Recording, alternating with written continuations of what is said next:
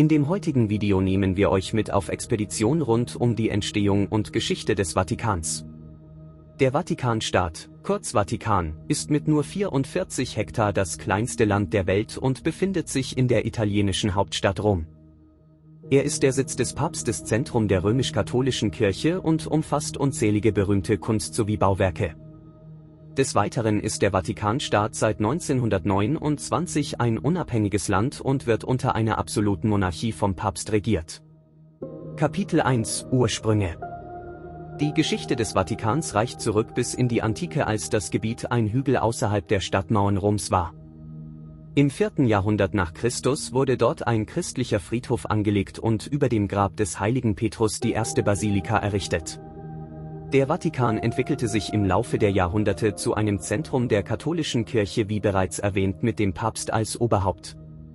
Im 20. Jahrhundert spielte der Vatikan eine bedeutende Rolle in der Weltgeschichte, insbesondere während des Zweiten Weltkriegs und des Kalten Krieges. Heute ist der Vatikan ein souveräner Staat und ein wichtiges religiöses und kulturelles Zentrum. Kapitel 2 – Regierung. Die Oberhäupter des Vatikans sind, wie erwähnt, die Päpste, die als Stellvertreter Christi und Nachfolger des Apostels Petrus in der katholischen Kirche betrachtet werden. Die Geschichte der Päpste reicht bis in die frühen christlichen Gemeinden in Rom zurück, aber die Institution des Papsttums entwickelte sich im Laufe der Jahrhunderte.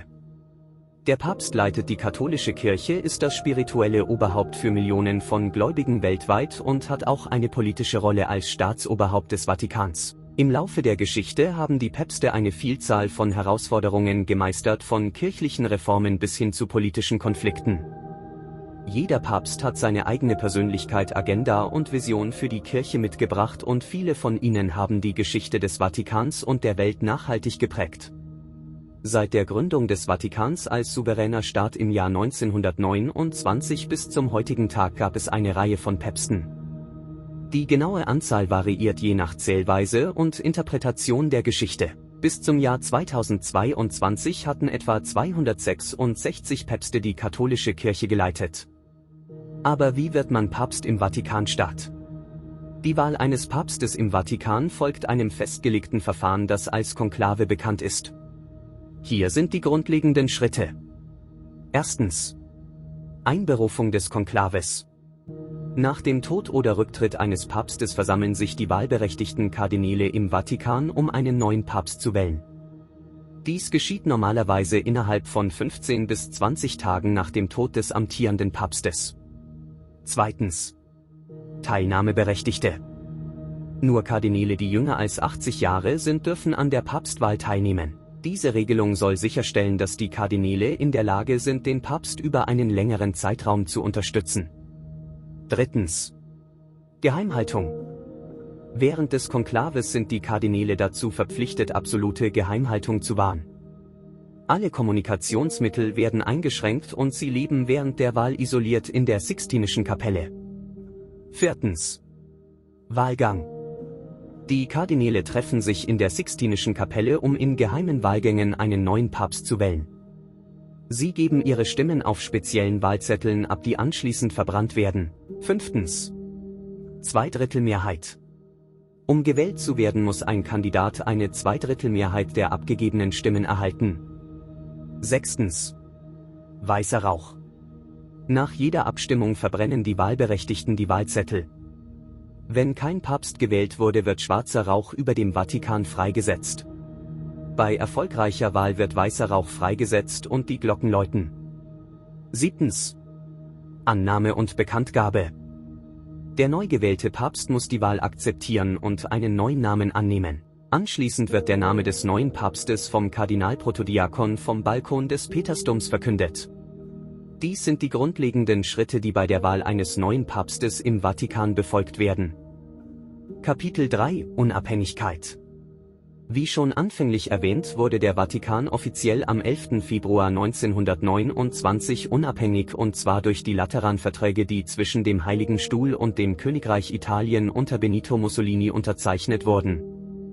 Diese Verträge legten die Souveränität des Vatikans als eigener Staat fest und beendeten damit die jahrhundertelange territoriale Kontroverse zwischen der katholischen Kirche und dem Königreich Italien.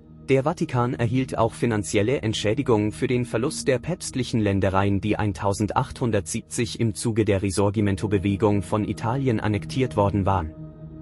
Die Lateranverträge schufen eine offizielle völkerrechtliche Grundlage für die Existenz des Vatikans als unabhängiger Staat und legten die Beziehungen zwischen dem Heiligen Stuhl und Italien fest. Kapitel 4 – Bedeutende Sehenswürdigkeiten. Wie eingangs erwähnt, beherbergt der Vatikan innerhalb seiner Grenzen einige der bedeutendsten religiösen und kulturellen Stätten der Welt, darunter der Petersdom. Die größte Kirche der Welt, bekannt für ihre beeindruckende Architektur und Kunstwerke wie Michelangelos berühmte Pita und die Kuppel des Petersdoms. Die Sixtinische Kapelle. Bekannt für ihre Deckenfresken, die von Künstlern wie Michelangelo Botticelli und Perugino geschaffen wurden, darunter das berühmte Fresko Die Erschaffung Adams. Vatikanische Museen. Eine der bedeutendsten Kunstsammlungen der Welt, die eine Vielzahl von Werken aus verschiedenen Epochen und Kulturen beherbergt, darunter die Stanzen des Raphael und die Galerie der Landkarten. Vatikanische Gärten. Die Vatikanischen Gärten sind eine grüne Oase im Herzen Roms, die eine Fläche von etwa 23 Hektar umfasst. Sie erstrecken sich über einen Großteil des Vatikanischen Hügels und sind ein Rückzugsort für die päpstlichen Residenzen. Die Gärten enthalten eine Vielzahl von Pflanzenarten, darunter seltene Blumen, Sträucher und Bäume aus der ganzen Welt. Es gibt auch historische Denkmäler, Brunnen und Pavillons, die den Gärten eine besondere Atmosphäre verleihen. Die Vatikanischen Gärten sind normalerweise nur im Rahmen von Führungen zugänglich, die es Besuchern ermöglichen, diese einzigartige und historische grüne Oase zu erkunden. Darüber hinaus beherbergt der Vatikan Verwaltungsgebäude, Bibliotheken, Archive, Wohnungen für Geistliche und Mitarbeiter sowie andere Einrichtungen, die für den Betrieb der katholischen Kirche und des souveränen Staates erforderlich sind. Kapitel 5 – Schutz und Sicherheit. Der Vatikan hat keine klassische Armee im traditionellen Sinne. Stattdessen hat er die Schweizer Garde, eine der ältesten und bekanntesten Militäreinheiten der Welt. Die Schweizer Garde wurde im Jahr 1506 gegründet und besteht aus freiwilligen Schweizer Bürgern. Ihre traditionelle Uniform mit den bunten Renaissance-Elementen ist weltweit bekannt. Die Hauptaufgaben der Schweizer Garde sind der Schutz des Papstes, die Bewachung von Vatikanstadt und die Sicherstellung der Sicherheit während wichtiger Ereignisse wie Papststaudiensten und Zeremonien. Obwohl die Schweizer Garde eine militärische Einheit ist, wird sie eher als Zeremonialgarde angesehen, die ihre historische Rolle als Beschützer des Papstes und des Vatikans wahrnimmt. Kapitel 6 – Mythen und Geheimnisse. Der Vatikan ist seit langem von Geheimnissen und Spekulationen umgeben. Einige davon sind historisch begründet, andere eher Mythen. Einige der bekanntesten Geheimnisse des Vatikans sind folgende. Die Geheime Vatikanische Bibliothek. Diese Bibliothek beherbergt eine beeindruckende Sammlung antiker Texte, historischer Dokumente und seltener Bücher, die jedoch nur für ausgewählte Wissenschaftler zugänglich ist. Es wird spekuliert, dass die Bibliothek noch viele unentdeckte Schätze verbirgt. Die päpstlichen Geheimnisse. Der Vatikan ist bekannt dafür, Informationen und Dokumente unter Verschluss zu halten, insbesondere wenn es um innerkirchliche Angelegenheiten oder diplomatische Verhandlungen geht. Dies hat zu Spekulationen über verborgene Wahrheiten und Verschwörungstheorien geführt. Die Vatikanbank. Die Finanzgeschäfte des Vatikans haben im Laufe der Jahre für Kontroversen gesorgt, darunter Gerüchte über Geldwäsche, Korruption und undurchsichtige Transaktionen. Die Vatikanischen Gärten. Obwohl die Gärten teilweise für Besucher zugänglich sind, gibt es spezielle Bereiche, die streng geheim gehalten werden und denen nur wenige Personen Zugang haben. Die geheime Geschichte des Vatikans. Im Laufe der Jahrhunderte hat der Vatikan eine komplexe und manchmal dunkle Geschichte, die Intrigen, Machtkämpfe und Skandale umfasst. Einige Historiker und Verschwörungstheoretiker behaupten, dass der Vatikan viele Geheimnisse verbirgt, die die Kirche und die Weltgeschichte beeinflusst haben könnten. Des Weiteren gibt es Gerüchte um einen Fluchttunnel im Vatikan, welches ein interessantes und oft diskutiertes Thema ist. Es wird behauptet, dass es im Vatikan einen geheimen Fluchttunnel gibt, der es dem Papst und anderen hochrangigen Kirchenvertretern ermöglicht, im Falle einer Gefahr diskret zu entkommen. Es gibt verschiedene Berichte und Theorien über die Existenz dieses Tunnels, aber konkrete Beweise oder offizielle Bestätigungen sind rar. Einige behaupten, dass der Tunnel vom Vatikan zum Castel Sant'Angelo führt, einem nahegelegenen Festungsbau am Ufer des Tiber, der historisch als Zufluchtsort für Päpste in Zeiten der Gefahr diente. Andere behaupten, dass der Tunnel unterirdische Verbindungen zu anderen wichtigen Orten in Rom hat. Obwohl die Existenz eines Fluchttunnels im Vatikan faszinierend erscheint, wird sie von vielen als Legende betrachtet, die sich im Laufe der Jahrhunderte entwickelt hat. Es gibt keine überzeugenden Beweise dafür, dass ein solcher Tunnel tatsächlich existiert, aber die Vorstellung von einem geheimen Fluchtweg im Herzen des Vatikans hat sicherlich zur Mystik und dem Mythos um diesen Ort beigetragen. Kapitel 7 – Der Vatikan und Deutschland. Die Beziehung zwischen Deutschland und dem Vatikan ist historisch, kulturell und politisch bedeutsam. Hier sind einige Aspekte dieser Beziehung. Erstens. Katholizismus in Deutschland. Deutschland hat eine bedeutende katholische Bevölkerung, insbesondere in südlichen Regionen wie Bayern und Nordrhein-Westfalen. Der Katholizismus spielt eine wichtige Rolle im gesellschaftlichen Leben Deutschlands und die Beziehung zwischen der katholischen Kirche in Deutschland und dem Vatikan ist eng. Zweitens. Kirchliche Diplomatie. Deutschland unterhält diplomatische Beziehungen zum Heiligen Stuhl und der Vatikan hat eine Botschaft in Berlin. Diese diplomatischen Beziehungen ermöglichen den Austausch zwischen beiden Parteien zu verschiedenen Themen, darunter religiöse Angelegenheiten, Menschenrechte und internationale Beziehungen. Drittens. Historische Ereignisse. Die Geschichte Deutschlands und des Vatikans ist eng miteinander verbunden. Während des Heiligen Römischen Reiches und des Königreichs Preußen hatten deutsche Herrscher oft enge Beziehungen zum Papst und zum Vatikan. Später spielte der Vatikan eine wichtige Rolle bei der Anerkennung Deutschlands nach dem Zweiten Weltkrieg. Viertens. Papstbesuche.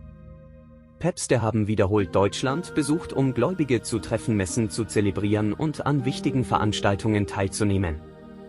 Diese Besuche stärken die Beziehung zwischen Deutschland und dem Vatikan und bieten Gelegenheiten zum Dialog und zur Zusammenarbeit.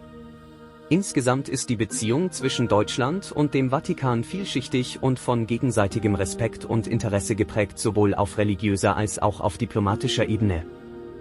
Fazit: Der Vatikan ist zweifellos ein faszinierendes und einzigartiges Reiseziel, das eine reiche Geschichte, bedeutende Kunstwerke und tiefe spirituelle Bedeutung bietet.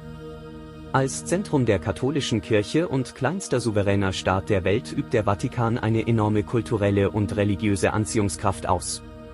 Seine ikonischen Sehenswürdigkeiten wie der Petersdom, die Sixtinische Kapelle und die Vatikanischen Museen ziehen jedes Jahr Millionen von Besuchern an, die die Schönheit und Bedeutung dieser Orte erleben möchten.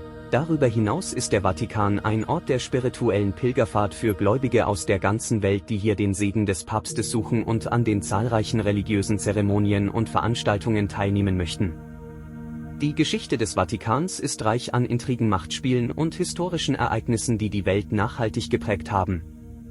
Trotz der Geheimnisse und Spekulationen, die ihn umgeben, bleibt der Vatikan ein Symbol der Einheit des Glaubens und der kulturellen Vielfalt für Menschen unterschiedlicher Herkunft und Überzeugungen. Obwohl der Vatikan klein an Fläche ist, ist seine Bedeutung und sein Einfluss in der Welt enorm.